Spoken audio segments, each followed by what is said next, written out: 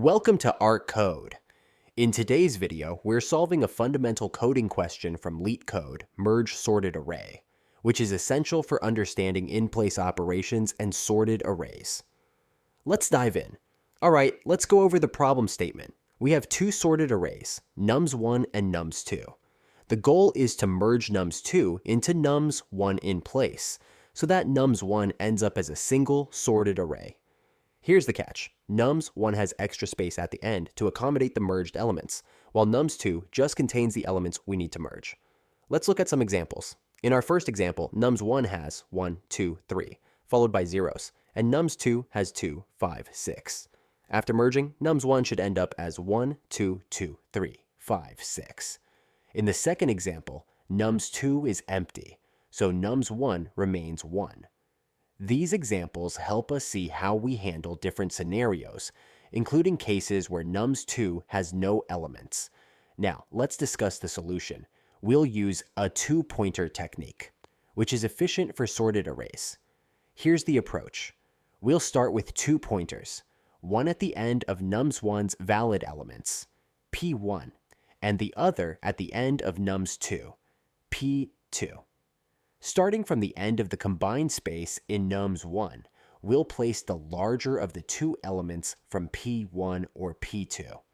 This way, we build the sorted array from the end, which avoids overwriting elements in nums1. Alright, let's implement this solution in a way that works with LeetCode's setup, where we need to define our function within a class called solution. We'll start by setting up our merge method. In this case, we'll define the parameters as nums1, m, nums2, and n as required by the problem. Now, we'll set up 3 pointers. P1 will start at m, 1, the last valid element in nums1. P2 will start at n, 1, the last element in nums2. P will start at m plus n, 1, which is the last position in nums1 where we can place elements. We initialize P1, P2, and P to keep track of the positions in nums1 and nums2 from which we'll take elements, and the position in nums1 where we'll place each merged element. Inside the while loop, we compare nums1 P1 and nums2 P2. Whichever is larger gets placed at the current position P in nums1. We then move the corresponding pointer back 1 position. After the loop, if there are any elements left in nums2 that haven't been merged, we copy them to the beginning of nums1 using slicing. This handles edge cases where nums2 is either empty or nums1 has extra space at the beginning, ensuring we get a fully merged sorted array. Once we've finished, let's test it on some examples to make sure it's working as expected. Let's run our code on a few test cases for nums 1, 1, 2, 3, 0, 0, 0, and nums 2, 2, 5, 6.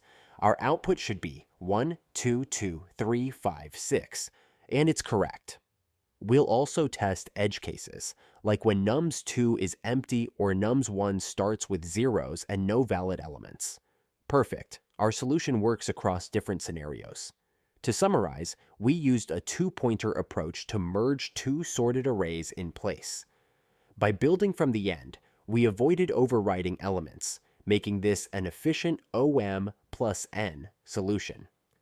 This type of problem is a staple in coding interviews because it tests your understanding of in-place operations and efficient array manipulation.